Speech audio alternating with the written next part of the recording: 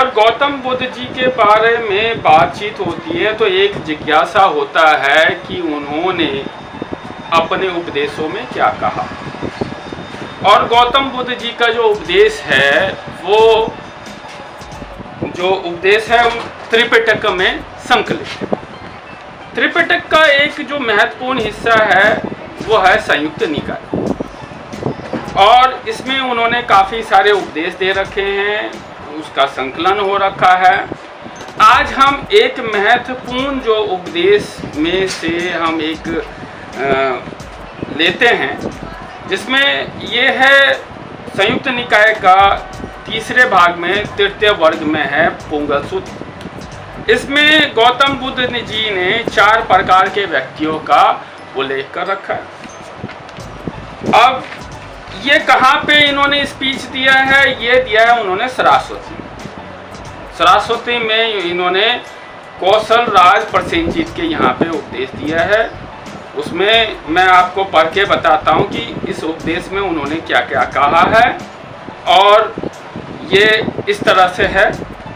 सरस्वती में तब कौशल राज प्रसेनजीत जहाँ भगवान थे वहाँ आया और भगवान का अभिवादन कर एक और बैठे हुए कौशल राज प्रसेनजीत को भगवान ने कहा, महाराज, संसार में 4 प्रकार के लोग पाए जाते हैं। कौन से 4 प्रकार के? पहला, तम तम परायण, तम ज्योति परायण, ज्योति तम परायण, ज्योति ज्योति परायण। महाराज, कोई पुरुष तम तम परायण कैसे होता है? ये प्रसेनजीत ने उनसे प्रश्न पूछा। तो उत्तर क्या मिला उनको? महाराज, कोई पुरुष नीच कुल में पैदा होता है, जैसे चंडाल कुल में, बेन कुल में, निषाद कुल में, रथकार कुल में, पुक्कस कुल में, दरिद्र और बड़ी तंगी में रहने वाला निर्धन कुल में, जहाँ खाना पीना बड़ी तंगी से मिलता है। वह दुर्बल, ना देखने लायक, नाटा और मरीज होता है।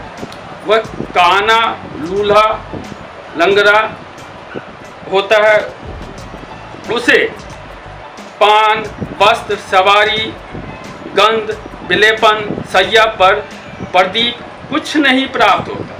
वह शरीर से दुराचरण करता है, वचन से दुराचरण करता है, मन से दुराचरण करता है। इन दुराचरण के कारण यहाँ से मरकर अपाय में एक बड़ी दुर्गति को प्राप्त होता है। महाराज, जैसे कोई एक पुरुष एक अंधकार से निकल के दूसरे अंधकार में पड़ता है, एक तम से निकलकर दूसरे तम में पड़ता है, एक खून के मल से निकलकर दूसरे में पड़ता है, वैसी गति इस पुरुष की होती है। महाराज, ऐसे ही कोई पुरुष तम तम परायण होता है। महाराज, कोई पुरुष तम ज्योति परायण कैसे होता है? यह प्रसेनजीत ने फिर से पूछा। तो महाराज, कोई पुरुष नीच कुल में पैदा होता है, कुछ नहीं प्राप्त होता है। वह शरीर में सदाचार करता है, वचन से सदाचार करता है, मन से सदाचार करता है। इन सदाचार के कारण यहाँ से मरकर स्वर्ग में उत्पन्न हो सुगति को प्राप्त होता है। महाराज, जैसे कोई पुरुष जमीन से खाट पर चढ़ जाए, खाट से घोड़े की पीठ पर, घोड़े की पीठ से हाथी के होंदे पर, हाथी के होंदे से महल पर, वैसी ही बात इस पुरुष की है। महाराज, इस तरह कोई पुरुष तम ज्योति परायण होता है। महाराज, कोई पुरुष ज्योति तम परायण कैसे होता है? महाराज, कोई पुरुष ऊंचे कुल में उत्पन्न होता है, ऊंचे क्षत्रिय कुल में, ब्राह्मण कुल में, गृहपति कुल में, धनाढ्य, महाधन, महाभोग वाले कुल में। वह सुंदर, दर्शनीय, साफ और बड़ा रूपमान होता है। अन्न पान यथेष्ट लाभ करता है।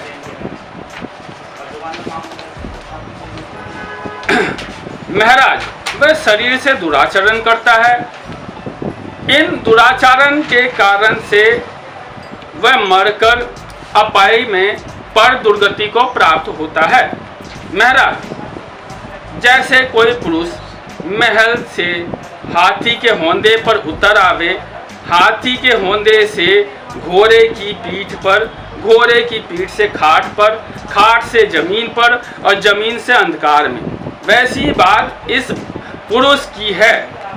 महाराज, इस तरह कोई पुरुष ज्योतितम परायण होता है। महाराज, कैसे पुरुष